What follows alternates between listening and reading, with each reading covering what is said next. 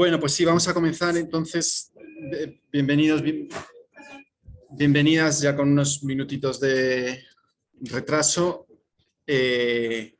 Bueno, pues gracias por venir. Hoy contamos con nosotros con la presencia de Vania Baldi. Él es profesor doctor en la Universidad de Aveiro, en Portugal.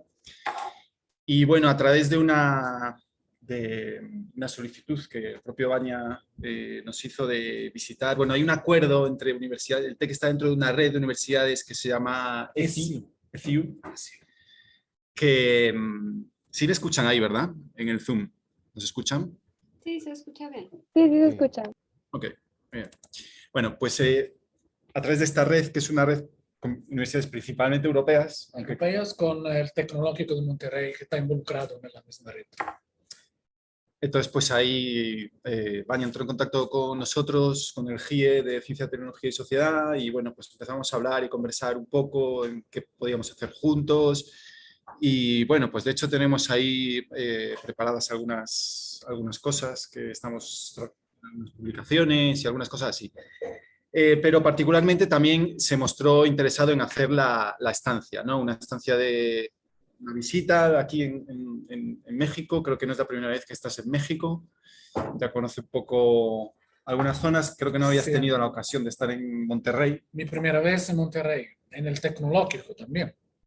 Y bueno, pues me pareció interesante, por supuesto, por el tema sobre todo de que está trabajando cosas de cultura digital, en un aspecto crítico, reflexivo, y particularmente también lo que viene siendo sobre todo el aspecto más de, yo creo que podemos decir tecnopolítica quizá, ¿no? Sobre todo una reflexión de cómo los mecanismos digitales colaboran al tema de la democracia, de la participación, de otras formas de organización y cosas de este estilo, ¿no?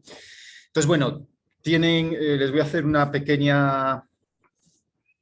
tienen el resumen de la charla de hoy, ¿no? Principalmente sobre cuestiones de economía de la atención, por decirlo de alguna manera. Tenemos aquí además un doctorando, Jorge Asprón, que está trabajando, creo que de manera muy, muy específica, justamente en esos temas. También otro doctorando, Alejandro Galindo, que no exactamente trabaja con economía de atención, pero sí también bastante con, digamos, aspectos de gamificación y cómo influye digamos, el dispositivo, un análisis de los dispositivos en su interacción con los usuarios, ¿no? Y bueno, y en general creo que puede estar interesante para muchos de ustedes, ¿no? Rápidamente, Vania Baldi es profesor y doctor en la Universidad de Aveiro, es investigador en el Digital Media and Interaction Center, es licenciado en Sociología por la Universidad La Sapienza de Roma, tiene máster en Identité et Unité de l'Homme, o sea, como se pronuncia en Francia, en París, y es doctor en Ética y Antropología por la Universidad de Salento, Italia. Sus intereses son la investigación de la sociedad en red, el espacio hipermediático, los medios de comunicación cívicos, la accesibilidad de los algoritmos en nuestras vidas, la relación entre inmediatez e hipermediación. Esto me resulta también muy creativo, ¿no? Esta lectura, ¿no? de lo inmediato, de lo hipermedia, ¿no? y lo inmediato, la cultura y el imaginario de consumo, la antropología y la epistemología de la técnica, el análisis de discursos sobre innovaciones tecnológicas. Actualmente, Vania Baldi es miembro de los proyectos de investigación europeos Pages, Pages, ¿no? Bien dicho. Post-Crisis Journalists in Post-Crisis Libya, a bottom-up approach to the development of a cross-media journalism master program, y el proyecto Iberifier, Iberian Digital Media Research and the Fact-Checking Hub, que integra el European Digital Media Observatory. Entonces, bueno, pues hoy con nosotros nos va a platicar un poco sobre algunas cuestiones de las que ha estado investigando y después tendremos un rato para conversar. Entonces, si gustan, Vania, te pongo la presentación y cuando quieras, pues empezamos.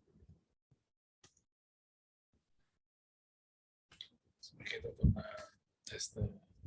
Sí, esto si quieres te lo puedo reducir. Te lo puedo reducir así. Ok, muchas gracias a todos por la invitación, por venir, por lo que están presentes, por lo que están, no sé a dónde, pero aquí telemáticamente. Eh, entonces, quería agradecer, después eventualmente voy a añadir algo sobre los proyectos de investigación donde estoy involucrado, participando en Europa, porque uno de ellos puede también en el próximo futuro involucrar universidades de la América Latina, universidades de idiomas o español o portugués, porque este proyecto sobre la desinformación es un proyecto que tiene la ambición de crear un polo, un hub dello estudio, y no solo dello estudio, sino también de la prevención, entonces de la literacia mediática, para combater el fenómeno de la desinformación en lengua española, portuguesa, entonces rastrear las dinámicas de los bulos, de la dinámica de la distorsión, de la misinformation, de la disinformation. Entonces, un proyecto que empezó ahora entre universidades españolas, portuguesas, e empresas de fact-checking, entonces periodistas involucrados también, y también alguna institución de carácter más políticos que apoya, financia, pero tiene esta ambición, llegar a un archipiélago de instituciones que se pueda involucrar y participar en el medio-longo plazo. El profesor que es el líder, podemos decir, del proyecto es Ramón Salvería, que está en la Universidad de Navarra. Y después están otras universidades que eventualmente se están interesados, voy diciendo cuáles, pero sepan que hay posibilidades de construirnos algo juntos. Entonces yo voy a presentar un tema que, como ha dicho el profesor Manuel, tiene a ver, sin duda, al tema de la economía de la atención, pero no solo, porque es un tema que cruza cuestiones de ciencia de la comunicación, ciencia política, psicología, sociología, marketing. Entonces, un tema que es la ciencia de la computación, es un tema que hoy en día, como la mayoría de los temas, es imposible ser analizado solo a partir de una disciplina, de un punto de vista y de un marco disciplinar muy así, tradicional. Entonces, la idea, yo probablemente me voy a levantar un poco porque me da más energía que darme levantado, pero si tienen problemas con en escucharme, en oírme, digan que vuelvo a sentarme, ¿ok? Entonces, la primera... Sí, perdón. È una pena che non estén presentes. Este es el dilema de Zoom, porque es óptimo cuando estamos lejos. Si tuvieran, no sé, alumnos que viven en Brasil o en Guadalajara, todo bien. Pero si viven en Monterrey, es una pena que no aprovechen para quedarnos juntos. Este puede ser un nuevo hábito contra el cual tendremos que tener cuidado, ¿no? Porque es demasiado cómodo. Y como todo lo que es cómodo se puede quedar una armadilla, una trampa. Entonces, no sé si reconocen aquí el propietario del CEO de Netflix, pero en una entrevista que hizo mucho discutir, ¿okay? Él declaraba que fundamentalmente los competidores Los competidores de Netflix, para él no son Amazon, HBO, Google, YouTube. Él considera como competidores, en la realidad, el sueño de las personas. Para él el problema es que las personas llegan a un punto, necesitan de dormir. Entonces la lógica o la cultura del, del negocio de Netflix y de las otras plataformas también, es lo de intentar que se realice el famoso atracón digital, el binge watching, la maratona, la, como se, lo que se quiere alcanzar en el fondo es que todos nos podamos atar, sentir atados a cualquier pantalla. ¿No? En el caso de Netflix, a Netflix, que tiene varios sistemas computacionales de design para solicitar, proporcionar este tipo de relación con la producción cultural, que de hecho es una fantástica producción cultural. Aquí no estamos cuestionando lo que produce, lo que distribuye, sino la manera de ganar audiencias, públicos, de intentar hacerlo. Es una técnica que no solo tiene a ver con Netflix, sino con todas las plataformas digitales. Hay un estudioso norteamericano, Tim Wu, que analizó y definió esta manera de las plataformas de auto-representar, representar y concebir como walled garden, jardines amurallados. O sea,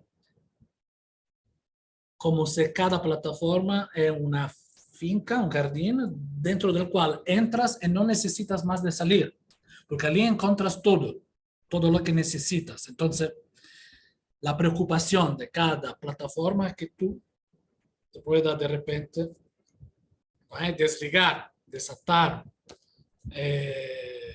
saltar para otra plataforma. Entonces es muy interesante esta cuestión del sueño, porque también es de hecho la última parte que el biocapitalismo necesita de colonizar. Este es un libro de un filósofo norteamericano que va mismo en el sentido del capitalismo tardío, el fin del sueño. Este 24 horas no stop nos conduce no solo a las cuestiones de la dependencia eventualmente, de la addiction con los dispositivos, que estamos permanentemente conectados, sino también a una cuestión que tiene que ver con el trabajo, con la economía, con la organización laboral, con la economía de la actuación, ¿no? De la prestación, de la performance, o con tener trabajadores que se encuentran en otras partes del mundo y que atienden el teléfono cuando en un lugar en un horario, en el otro lugar en otro horario. Entonces, una idea que la producción de valor, el consumo de valor, tiene que ser perpetuo, no tiene que conocer pausas. Un efecto de esta, podemos decir, cultura de del atracón digital, de la necesidad de nos quedarnos siempre de cualquier manera presos con las pantallas o con los servicios digitales, y que nos remete para un efecto cognitivo, es que hay encuestas que nos dicen que el 60% de los usuarios de Twitter retuita sin leer los tweets. Entonces es un ejemplo emblemático de algo que después voy a profundizar. Así como voy a profundizar esta cuestión en Reddit, otras encuestas que nos dicen que el 78% de los votantes de los posts no leen los posts que votan. solo leen eventualmente el trend topic e intentan de cualquier forma, de alguna manera, conformarse o eh, apoyar, ¿no? La tendencia. Entonces, para decir lo que esta cultura de la exposición a los contenidos y a las herramientas, a las plataformas digitales que quieren de alguna forma promover una constante participación, una constante atención a los mismos, las mismas plataformas, a los mismos contenidos, proporcionan una, podemos decir, una nueva antropología o alteran de alguna manera el sistema nervioso de los usuarios. Hubieran muchos estudiosos de antropología o de la ciencia de la comunicación que aprofundizaron mucho la relación entre mediamorfosis y alteración del sistema nervioso correspondiente. Por cada época tenemos el hombre telegráfico, el hombre televisivo, el hombre tipográfico. Entonces son categorías que han hecho la historia de la ciencia de la comunicación y también la historia, una manera de construir un marco que se puede categorizar también para cuáles son los medios dominantes en cada época, cada era. Entonces, dependiendo de la época, de la era, del contexto, del marco histórico, cultural y tecnológico, depende también el hábitus que cada uno, ¿no? de nos va criando, construyendo de manera implícita, espontánea, de manera no reflexiva y consciente, porque hace parte de la nuestra normalidad, nuestro acuario, la cultura de las hipermediaciones. Entonces, la categoría de hábitos, ¿no? Es una categoría antropológica que fue trabajada, analizada por Marcel Mauss y después retomada para Pierre Bourdieu, y de hecho significa el sistema de patrones perceptivos, de pensamientos y de acción adquirido de manera duradera y generado por condiciones objetivas. Condiciones objetivas son, por ejemplo, el sistema de los medios, los horarios de trabajo, las expectativas que el mundo educacional, universitario, laboral, social tiene, ¿no? La manera de actuar, de responder, de manejar las relaciones afectivas de cualquier manera. Entonces, hay condiciones objetivas que determinan un hábito. Al mismo tiempo, tenemos otra categoría que viene de la psicología llamada psicología ambiental, que es la affordance. La affordance es muy trabajada en la psicología aplicada al design. O sea, cualquier objeto físico, material y también natural tiene una affordance. ¿Significa lo que? Significa que no sabemos para el objeto, para el design, es como si sin que lo cuestionemos o sin que lo analizamos, intuimos cuál es la manera cierta de nos relacionar con el objeto, cómo tomarlo, cómo operacionalizar su uso. Entonces, el trabajo de cualquier designer es que cualquier objeto se quede fácilmente utilizable como el designer desea que sea utilizado. La misma cosa acontece con los dispositivos digitales. O sea, la forma de los smartphones más o menos es la misma, pero el design de la interfaz, el layout de las aplicaciones o las web pages de los varios sites, tienen una affordance, ¿ok? Y tiene un sistema de affordance que en conjunto crea las condiciones de nos interagirnos con ellos, ¿ok? Y aquí anuncio, estoy de antemano diciendo algo sobre el concepto de interpasividad. O sea, hasta qué punto los dispositivos digitales interactivos son interactivos si consideramos que estos dispositivos digitales nos solicitan una manera de interagir con ellos, ¿no? Nos conducen, ¿no? Mano de mano. Entonces, la cuestión que me coloco en un sentido más psicológico, sociológico, antropológico, es que aquí no se puede hacer el moralismo. Funciona así. Nos aprendemos muchas de las cosas que hacemos, pensamos, percepcionamos, imaginamos o eventualmente en la eventualidad de también omitimos, ¿eh? Tenemos patrones de percepción y pensamiento. Esta es una condición pre-reflexiva. No es reflexiva, pasa por la conciencia. Es como un virus. El virus se toma, no se aprende. Las prácticas que nos tenemos con los dispositivos digitales, con el consumo, con compartir los contenidos, en votar post que no leemos, en retweetar tweet que no leemos, es una práctica que se quedó de alguna forma pre-reflexiva. ¿Okay? Se determinó, no, yo ya lo he hecho, se determinó como un patrón, un hábitus digital que solicita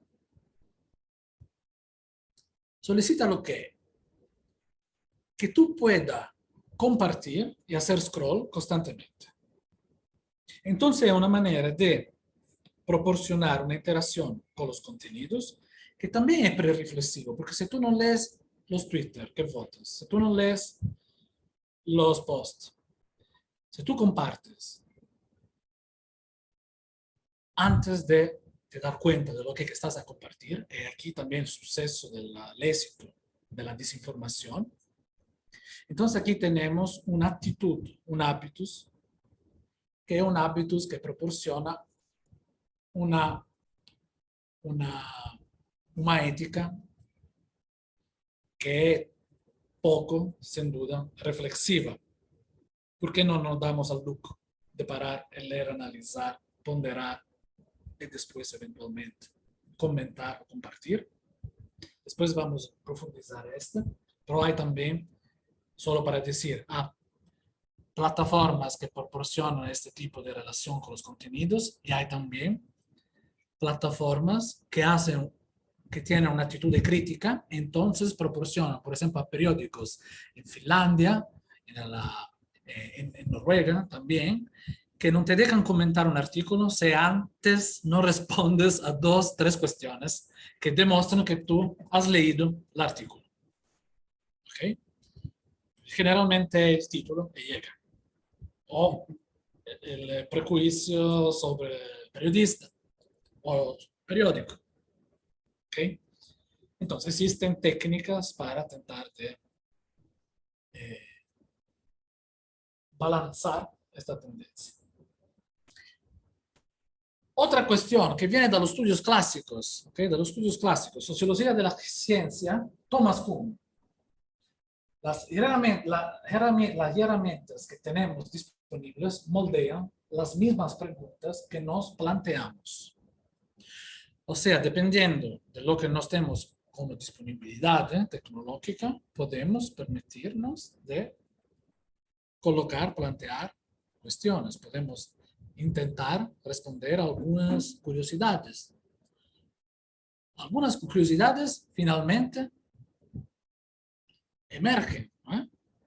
Se revelan, se pueden revelar. Entonces son las herramientas que nos facultan, nos permiten de querer algunas cosas, de pensar algunas cosas. La cuestión es qué tipo de herramientas no estamos cuestionando. No estamos cuestionando el telescopio, no estamos cuestionando el microscopio, ¿ok? Estamos cuestionando herramientas que son directamente conectadas con la entrada que nos tenemos al conocimiento, al saber, a la interacción con los otros. Entonces, son herramientas que involucran varias cuestiones, no solo de conocimiento específico a un sector disciplinar. Una frase de Roland Barthes, muy interesante. Él decía que la cultura fascista, el fascismo en el sentido cultural, no en el sentido político, no es la prohibición de decir las cosas, sino la obligación de decirlas. Lo que quería decir que el fascismo cultural es como un conformismo, de alguna manera. O sea, es como una moda que no se cuestiona, que fácilmente nos agregamos, ¿no? Al pensamiento dominante, a la tendencia dominante, eso todo. Entonces, la idea es, cuando nos miramos para nuestros dispositivos digitales, de hecho, nos reparamos no solo con la tendencia en compartir contenidos que la mayoría comparte sin saber lo que está escrito, sino también con sistemas, no sé, de autoplay, YouTube. ¿No? Tú pasas el cursor por encima de la pantalla y luego empieza el vídeo o te anticipa. Netflix hace la misma cosa, te anticipa el episodio siguiente. Escribes en Google alguna cosa en el motor de búsqueda y te dice luego la sugerencia. ¿Será que quieres escribir esto? ¿Será que estás buscando este? Te completa la frase. Entonces, como si no tenemos la obligación, no tenemos la seducción para es cómodo, es fácil, es sencillo, te da una ayuda demasiado friendly, ¿okay? Que es, de alguna manera, más una vez, un desafío para podernos averiguar, parar, reaccionar de una manera más meditativa. Entonces, como decir, ya está pronto, ya está hecho. Esto que es lo que quieres. Vais para allá. ¿No? Sistemas de sugerencias que todos conocemos y que de alguna forma son geniales. Porque por detrás hay grande inteligencia, grande conocimiento estadístico. El ser humano es un ser también estadístico. O sea, es rutinero. Entonces es fácil, ¿no? Anticipar algunos comportamientos. Nos conduce a lo que es esta tendencia en interagir de esta manera con la cultura digital. Entonces, ¿por qué es tan exitosa? Y tan exitosa también, no solo, y aquí hago una propuesta que no la hago yo, a estudios, ¿no? Que yo pienso ser interesantes. Y la idea es que, de alguna manera, estos dispositivos, técnicas, tácticas de engagement y affordance tocan en aspectos psicológicos y antropológicos profundos del ser humano. O sea, es como si el ser humano es conducido otra vez a su condición de experiencia llamada antropogenética, o sea, cuando el ser humano aprende a ser humano. ¿Cuáles son las facultades antropológicas, psicológicas que permiten al ser humano de emanciparse? ¿No? Que aprende a hablar, la lenguaje, a transformar, moldear las cosas. Entonces, una de las emociones fundamentales del ser humano, primaria, básica, es la de buscar. Buscar como los recursos que en el fondo son recursos de supervivencia. Pensar lo que hay en el entorno que me puede satisfacer algunas necesidades caso yo necesite. Entonces no es un instinto de consumación, de gratificación, sino de busca apenas para mí quedar tranquilo. Que hay un seeking, ¿no?, de las posibilidades, ¿no? Entonces este monitoramiento, ¿no?, del entorno es algo que nos hacemos constantemente también cuando miramos para nuestras pantallas, para nuestras redes sociales, para nuestro correo. ¿Okay? ¿Por qué? Porque ellas direccionan de alguna manera la nuestra atención de una manera lúdica. Entonces también hay este elemento importante. Pero sin embargo es una manera de cómo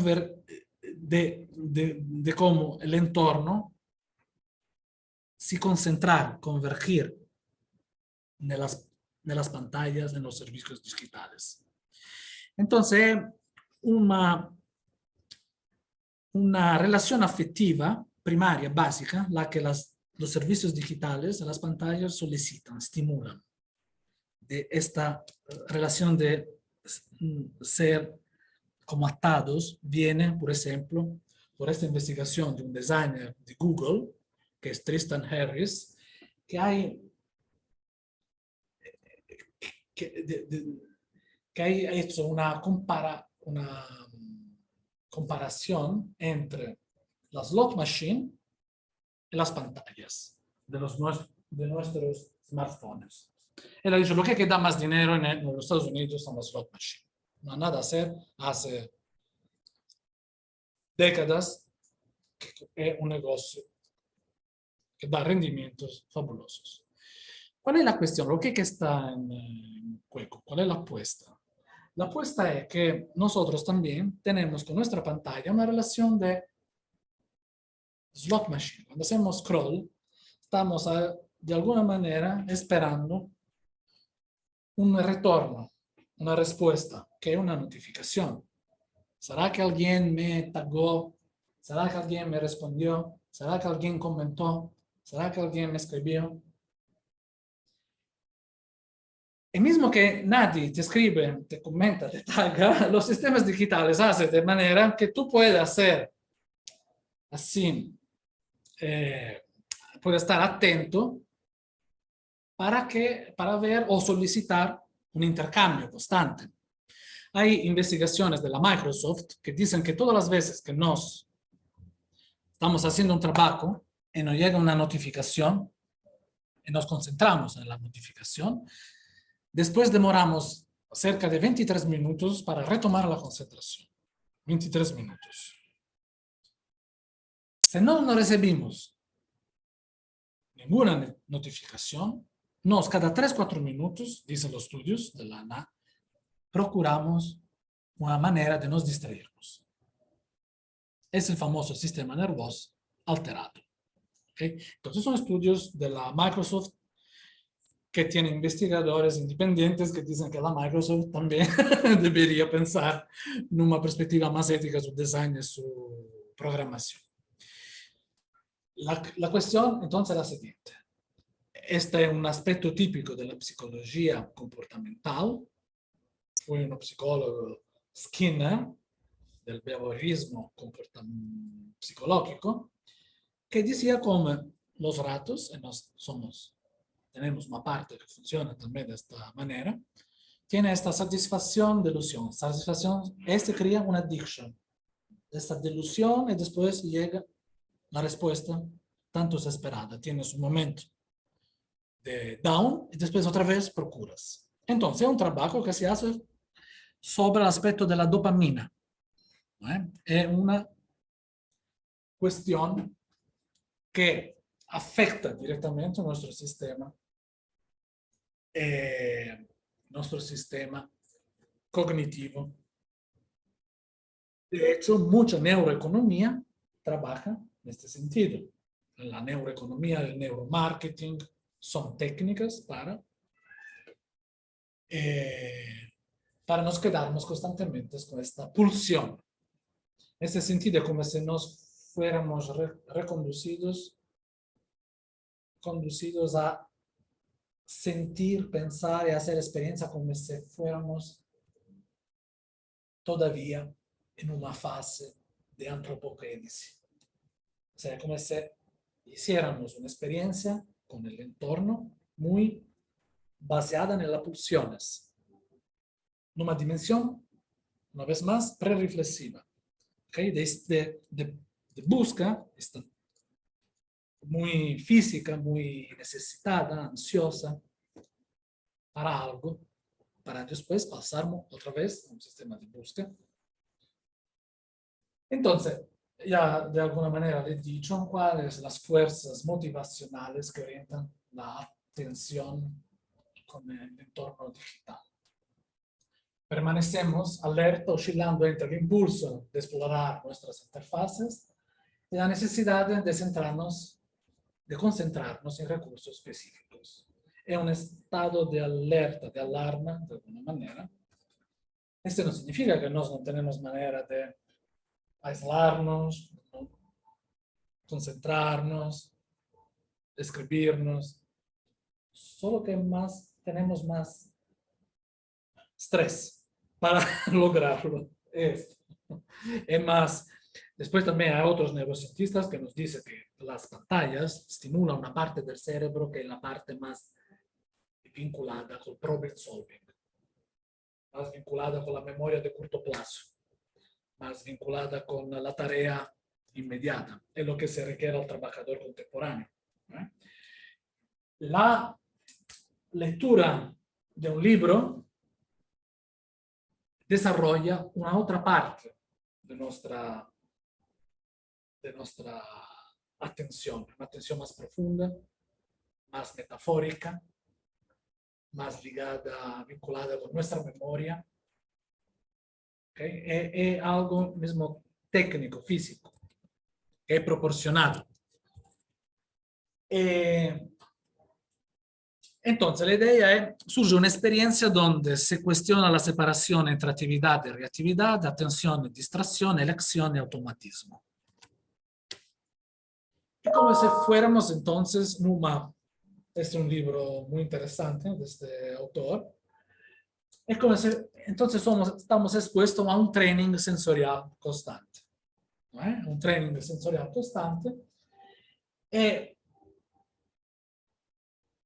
hay esta idea que viene de Deleuze y Guattari, que Manuel conoce muy bien, que es la idea que esta estimulación constante, esta solicitación de dopamina, este entorno con el cual estamos constantemente conectados, este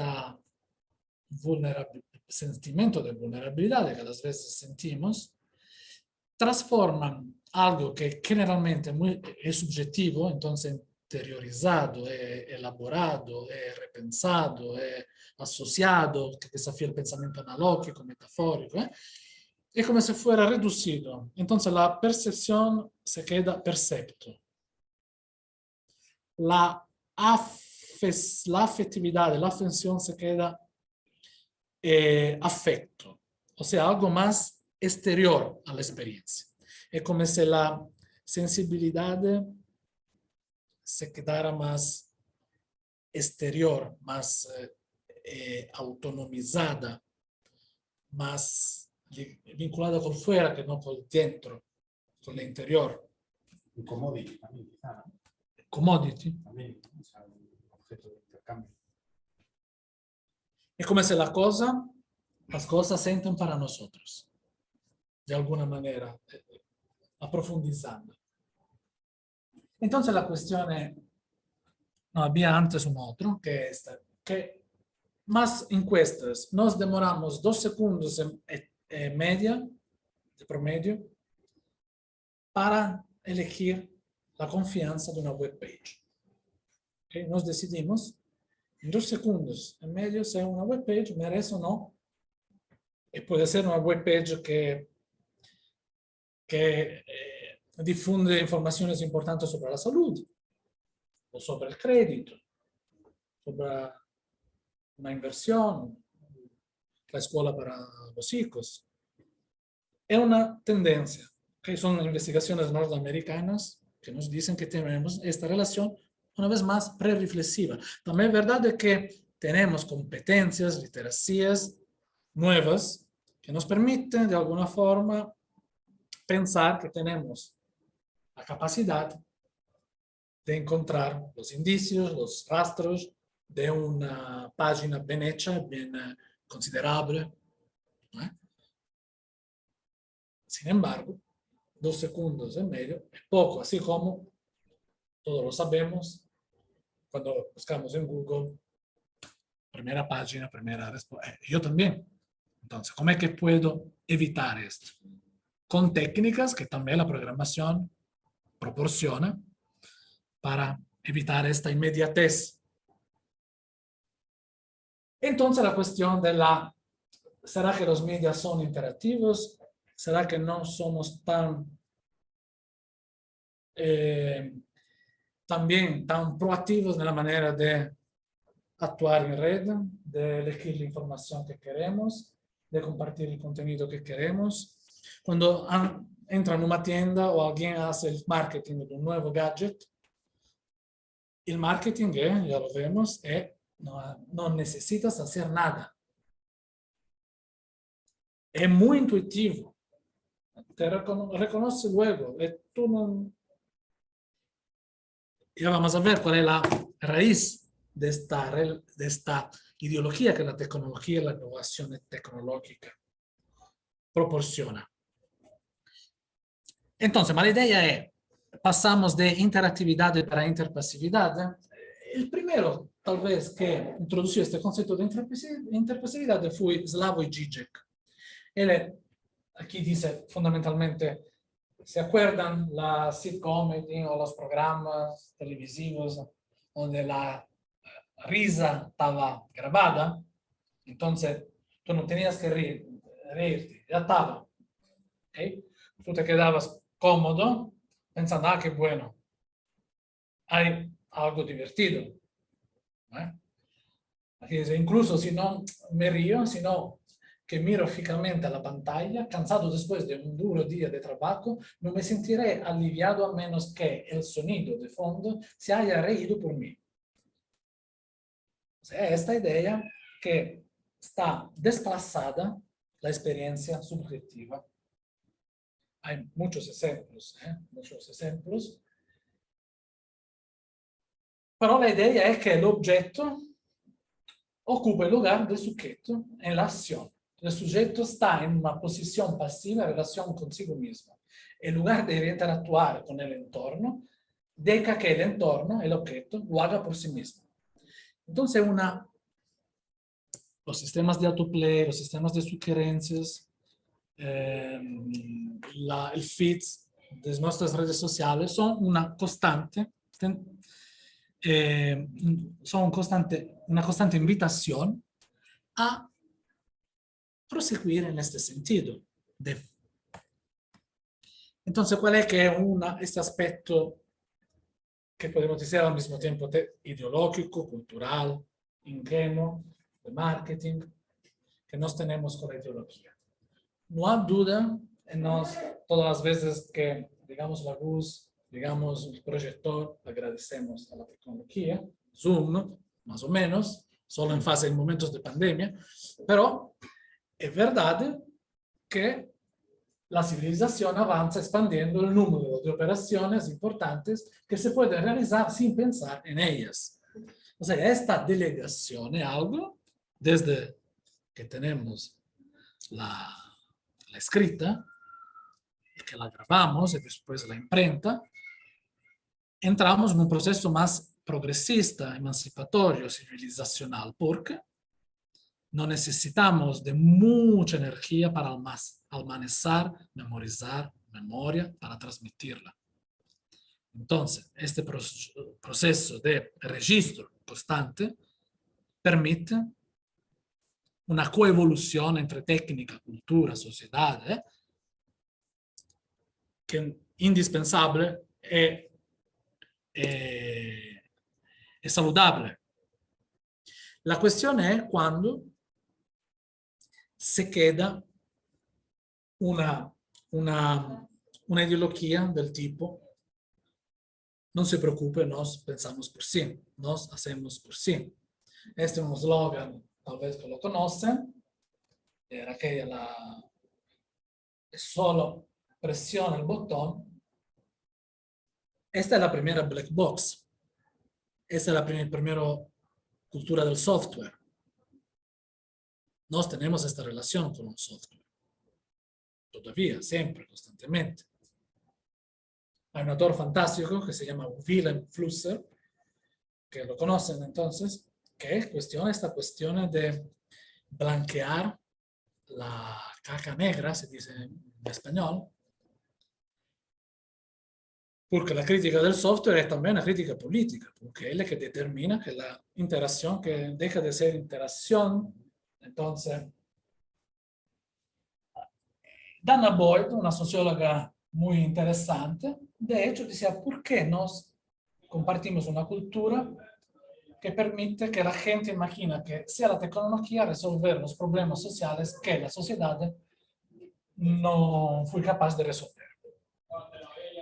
Es normal pensar que la evolución tecnológica sea siempre la solución. Todo va a ser resolvido para una innovación. Si hay un nuevo problema que la tecnología no resuelva, irá a resolverlo después porque va siempre desarrollando mágicamente. Estos son algunos aspectos, ¿no? de cómo nosotros, delegando algunas competencias psicológicas, antropológicas, ¿no? Son artículos de periódicos, entonces son hechos que tienen todos esta... Me ha acontecido también de seguir el Google Maps y andar contra mi intuición, ya desconfiar de mí.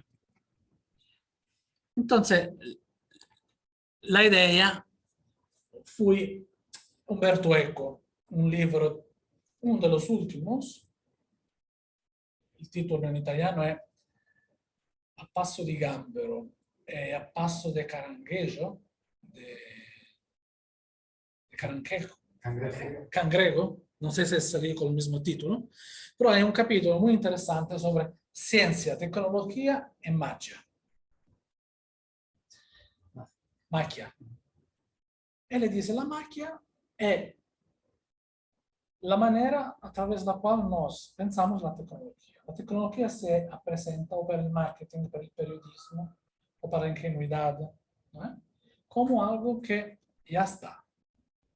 No hay una intermediación entre la causa y el efecto. Es percepcionado como algo milagroso. ¿Ok? Entonces, un milagro. Nos olvidamos que entre la tecnología, todo lo que resulta de la tecnología es resultado de una ciencia, de un saber, de un conocimiento que se demoró años, tiempos, para encontrar la relación, la vinculación entre causas y efectos. Nos, con la tecnología, pasamos directamente para el efecto. Es una relación, más una vez, podemos decir, antropológicamente arcaica, antigua. La magia es una de las primeras tecnologías que el ser humano desencadenó. Rituales, tentar de encontrar indicios mágicos, leer lo que no estaba escrito en algún lugar, tentar de... En la primera, Walter Benjamin decía, es la primera escritura, la primera escrita fue una manera de, sin que hubiera la escrita, la alfabetización, o sea, tentar de leer rastros, señales que mágicamente podrían. Entonces le dice, la magia es la idea primordial de que se puede saltar de causa a efecto, un cortocircuito sin intermediarios, clavar alfileres, pronunciar fórmulas secretas, invocar a los ángeles, y listo el resultado. Nos, Airbnb, Booking, y tenemos Tinder, máquina. Tenemos una tendencia. Entonces, ¿cuál es un aspecto para la democracia? Esta es la última, pienso que la última. Un aspecto para, en uno de los varios, aquí apenas quería decir, es un problema también que tiene que ver con las fake news, con la manera de nos hacermos investigación. Y también, porque tiene que ver con las cuestiones que nos planteamos. ¿Somos exigentes hasta qué punto? ¿Hasta qué punto?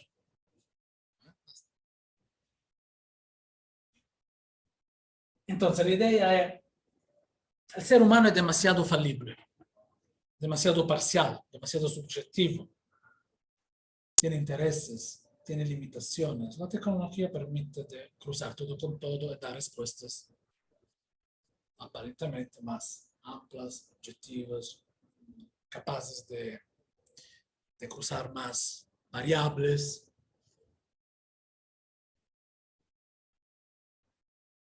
Entonces la idea es, ¿nos confiamos o no confiamos en los seres humanos, en los profesores, en los periodistas, en los políticos? Esa era la última diapositiva. Investigación del año pasado, una encuesta que intentó entender la confianza entre, ¿confían más en un algoritmo o en un político? ¿Querían que vuestro parlamento tuviera un representante político o computacional? En la Europa de la cultura antigua, famosa, enraizadas, llegamos al 51%, prefiere un algoritmo bien hecho que un político. En la China, claro, 75%. En los Estados Unidos, solo el 40%. Entonces, son aspectos, rasgos de una cultura que tiene que ser considerada como una cultura que puede afectar varios dominios del conocimiento, varios marcos sociales y de relación que nos tenemos con la sociedad, con la política, y con las elecciones hasta los más individuales. Porque al final puedes confiar más en un retorno de una aplicación que en una autorreflexión, una experiencia. Entonces son así algunos. Terminé. Okay. Quería pedir de antemano disculpas por mi español un poco exótico, pero sé que... No, el problema es que desde que llegué tuve que, generalmente me gusta inmenso leer en español, platicar en español, solo que he tenido muchas tareas de trabajo con Portugal, Italia, entonces el español fue platicado solo con Manuel cuando salíamos para cenar o tomar una copa. Entonces, muchas gracias. No, pues nada, sí. Espero que tengan oído, escuchado. Sí. Muchas gracias, Maña. Gracias. Ok. Ahora hago mi refresco. Dopamina. Bueno, pues entonces, después de la charla, está bien que si quieren participar, tenemos aquí micro también, por supuesto las personas que están aquí, cualquier comentario, pues es bienvenido. Entonces no sé si alguien quiere conversar, alguna sugerencia, comentario que quieran hacer con el profesor Baña, es el momento. Sí, Citali. Yo sí tengo una pregunta. Hasta donde entiendo hay como tres grandes tipos de atención, ¿no? O que podemos dirigir la atención. Una es dirigida, ¿no? Buscando una lata de atún en el supermercado y como lata de atún. Otra es como de preparación, ¿no? Como está la luz en rojo, pero me estoy preparando para la luz verde. Y la otra es la de vigilia. Entonces, hablaste que los dispositivos, las apps, están pensadas para esta atención de vigilia, o quizá las tres, o no sé si podrías profundizar en esto. Sí, entonces es como si, claro que si nos entramos en un supermercado, si necesitamos de comprar algo, nuestra intención está enfocada Sí. en la tarea. Bueno, la idea es que nos tenemos dos maneras, grandes líneas, de poder pensar o de manera lenta o de manera lista. Y todo depende del entorno. Entonces, si tenemos que hacer cosas muy prácticas, no hay duda que nos aplicamos un sistema de pensamiento que de las cosas rápidas, listas. Si no tenemos que resolver un problema, escribir un artículo, tomamos una decisión importante, entonces supuesto que nos hacemos así recurso a esta posibilidad de un pensamiento más profundo y demorado, podemos decir, lento. Ahora, la cuestión es el entorno y la cultura cotidiana, hasta cotidiana, o la praxis cultural, con la cual interactuamos constantemente, es que nos proporciona más un estímulo a ser rápidos. Entonces la cuestión es más o menos hecha, es como si el entorno digital desafía más la respuesta rápida. Desarrolla menos la competencia, la tendencia, el hábitus a quedarte con sosiego, ¿no? Y ecuacionar mejor, averiguar, analizar. Esta es la cuestión. Entonces tenemos, antropológicamente, psicológicamente tenemos estas facultades, estas disponibilidades, estas posibilidades. Si hay una tendencia que es más estimulada por el entorno digital, por el entorno laboral, por el entorno del periodismo, ¿verdad? Entonces nos quedamos como entrenados a solicitados. Casi nos podemos sentir vergüenza si necesitamos de más tiempo. Ya somos pocos funcionales. A mí se me ocurre también una pregunta, no sé si mientras pueden comentar también por el chat, les ponía ahí, si quieren hacer algún comentario desde Zoom. Yo también estaba pensando en esto de los medios digitales y las redes sociodigitales, que como has dicho, digamos, las has descrito, ¿no? Sobre todo por su carácter, digamos, más persuasivo, de engagement, ¿no? En ese sentido de que ahora también comentabas, de atención, pero sin embargo también han sido útiles en algunos casos, que están documentados también, para articular ciertos, por ejemplo, movimientos sociales, protestas, o sea, y también pues tienen cierto carácter de participación muy, muy evidente, muy contrastado, ¿no? O sea, desde luego, digamos que la capacidad de intervención, incluso pues de participación, de decisión, es mayor, ¿no? Que en otros medios. Entonces, ¿cómo valoras eso? Digamos, si lo ponemos en una balanza, ¿cómo lo valoras con esos otros aspectos? Sí, entonces no hay duda que si nos queremos alcanzar el objetivo, también éticamente, socialmente, emancipatorio y relevante, tenemos estas herramientas como disponibilidad, utilizamos la misma herramienta, los mismos, intentamos aprovechar y disfrutar de los mismos recursos. Entonces hay naturalmente la preocupación en difundir para las redes sociales, los contenidos que más queremos que sean compartidos para que se solicite. La preocupación es que las cosas importantes son las cosas que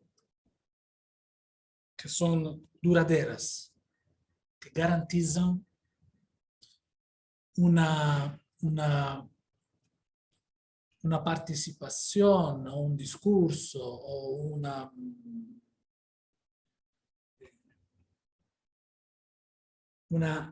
ética, una cultura que se plantea y que se queda y que pueda marcar algo. Estas tecnologías, mismo que tú quieras trabajar para la huelga de la climática, ¿no? Contra el efecto invernadero, no sé qué, se puede quedar efímero, frívolo, si se queda solo algo de práctica online. Entonces, esta es la preocupación. Así como tenemos tal vez muchos alumnos que están aquí, pero prefieren Zoom, así puede haber mucha gente que le gusta apenas decir, sí, somos contra la injusticia social, pero mi papel lo desempeño solo en una perspectiva. Entonces, es un instrumento que tiene que ser cada vez más integrado en un conjunto de prácticas. Un conjunto de prácticas. Pero no hay duda que si nos queremos hacer una lucha social, política, tenemos que naturalmente, necesariamente, partir de un supuesto tecnológico que nos permite conectar con una población de desconocidos también. El problema es lo que proporciona algo duradero. ¿Okay? Porque duradero significa también aburrido para la economía de la atención. Muy bien. Bueno, ¿alguna otra pregunta o comentario? No, no hay en el chat. Ah, aquí, sí. De Paulo, sí, Paulo David dice, el comportamiento es dirigido por los creadores del producto para inducir un acto particular. Entonces, ¿hay formas de fiscalizar esa atención? Pregunta Sí. David Soasti. Buena pregunta, porque de hecho que yo sepa, la política, los sistemas políticos, las instituciones políticas que más se involucraron, desarrollaron regulamentaciones, códigos,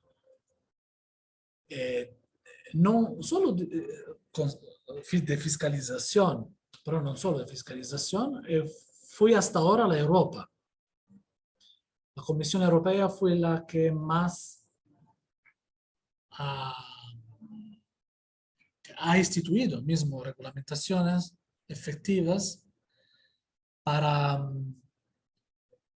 que el ciudadano europeo sepa cuándo sus datos están siendo utilizados, cuándo en lo que se ha utilizado. Si el contenido que yo estoy leyendo es un contenido que es personalizado algorítmicamente. Entonces, ¿cuáles son los criterios de selección de las informaciones? Los criterios de... también la cuestión de los datos, del rendimiento con los datos. Entonces, fiscalizar en el sentido también de los impuestos, fiscalizar en el sentido de la mayor transparencia computacional. De hecho, no somos los trabajadores de las plataformas. Eso ya lo sabemos. Si nos hiciéramos una huelga, las acciones en Wall Street de las plataformas va abajo. Si un país decide que para una semana no entra en Facebook, es una catástrofe, porque nos producimos el valor. Entonces, la cuestión es política y también económica y también cómo fiscalizar un retorno también económico para los usuarios. Ok, muchas gracias. A ver, ahí hay otra pregunta, creo. Podemos decir que estos medios y herramientas tecnológicas permiten una mayor interacción, por así decirlo. Los sujetos asumen una postura frente a los mismos y la interacción. Pero, ¿qué hacer cuando estos medios son utilizados de manera no apta? Es decir, se tergiversa el uso para el que fueron creados.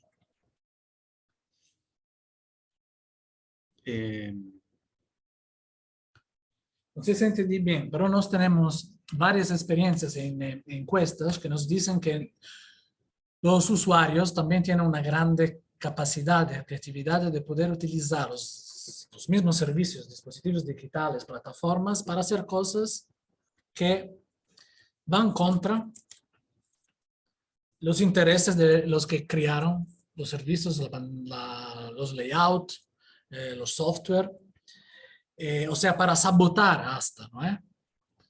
Entonces hay una manera de un lado de hacer hacking, ¿no? Constante por parte de los usuarios, y del otro lado tenemos, claro, experiencias muy terribles, ¿no? De uso criminosos, ¿no? De los mismos servicios que pueden tener sido... Bueno, por ejemplo, pasa con Facebook muchas veces, que se están haciendo publicidad de actos, por ejemplo, ¿no? Sí, sí. La desinformación es típico. Bueno, también desinformación, sí. Es típico. Pero también las asociaciones criminales, las organizaciones Exacto. criminales. Tenemos, pero al mismo tiempo tenemos ciudadanos con competencias que intentan constantemente hacer hacking para que se pueda también, ¿no? Criticar con las mismas lenguaje herramientas el método, ¿no? La manera de se quedar anónimo, la manera de cuestionar, ¿no? La cuestión de por ejemplo, del oblio digital, ¿no? Olvido, sí. Del olvido digital, o sea, El derecho al esquecimiento. Ajá. Para que tú no continúe, no prosegui siendo computado, calculado, ¿no? para las plataformas, entonces con un perfil constantemente en actualización. Que obliga a la repetición, en todo caso, o al uso de estos hashtags para poder encontrar esta lógica de interacción y permanencia, ¿no? Que es muy difícil, porque entonces también plantea posibilidades, ¿no? De experimentación, quizá, pues en algo que nos lleve como a replantear esos diseños, ¿no? De esas estructuras con las que funciona, por ejemplo, Twitter, ¿no? Que son muy verticales, o WhatsApp, ¿no? Que también tiene, cada mensaje tiene o al olvido, pero también la reproducción de tantos años, ¿no? Pero que finalmente no se nos va de las manos de alguna manera y entonces estamos obligados a jalar, ¿no? La experimentación quizá en esas formas de crear una estructura para otras narrativas, quizá más permanentes. Sí, muy crítica cultural ha funcionado porque la Comisión Europea ha desarrollado un reglamento después de muchas críticas, polémicas en los periódicos, de militantes, de académicos. Entonces, en este sentido, puede funcionar. También en los Estados Unidos, la cuestión del reconocimiento facial, que tenía una típica tipificación, ¿no? De la raza, del género, de la clase social, fue prohibido después de varias denuncias. Lo que quería decir que, porque este tiene que ver también con la microfísica del poder, diría Michel Foucault. Porque hasta siempre, podemos decir, el poder, lo que legitimaba el poder, era la capacidad o posibilidad de conocer las respuestas a las preguntas, de saber o de intentar convencer los ciudadanos que conocieran las respuestas. Ahora no es así, porque tenemos todas las respuestas. Tenemos Wikipedia. Wikipedia tendría que estar a poder. O sea, no es conocer la respuesta, lo que mantiene, que permite que alguien se mantenga al poder. El poder ahora está baseado en conocer las preguntas, en el solicitar las preguntas para las cuales se pueden organizar las respuestas. Porque cuando nos tenemos esta personalización tan afunilada, mirada, ¿eh? Y cuando somos tan solicitados a buscar una cosa o elegir una cosa, como si fuéramos constantemente llamados a preguntar, querer, desear cosas. Entonces hay un poder más homeopático, ¿no? O sea, ya no sé de respuestas, sino intento controlar las preguntas. Pongo las cuestiones. Quiero que en Facebook se hable más de este asunto y no de aquí, por lo menos en tu red. Sí, Alejandro. Bueno, pensando en la affordance que tienen estas tecnologías, en cómo buscan crear una relación con los objetos, podríamos también considerar las relaciones afectivas con los objetos, por ejemplo, la personalidad que se le da a las plataformas o a los personajes, por ejemplo, en un videojuego, si dentro como de la digital literacy tenemos que considerar también cómo afectan esas relaciones afectivas en el uso de la tecnología y si podemos hacer algo, digamos, para hacer tenerlo más en nosotros y no tanto en el objeto. Sí. Hay una política del design, podemos decir, que trabaja en el sentido de la customización. Ahora, y de hecho, nos tenemos un abanico de opciones para personalizar. Es un abanico, como decía William Flusser, limitado o preprogramado, ¿no? A través de los cuales nos podemos customizar, crear un perfil más propio, íntimo. Pero hay todavía plataformas que no son tan exitosas. ¿Por qué? Es una cuestión que permite más autonomía al usuario. ¿Okay? Entonces la idea es que es una lucha cultural que va también en el sentido de nos querernos más autonomía, querernos quedar más en lugares donde tenemos esta posibilidad. Hay plataformas que proporcionan. Y a veces después cierran porque hay pocos usuarios. No se mantienen, pero con...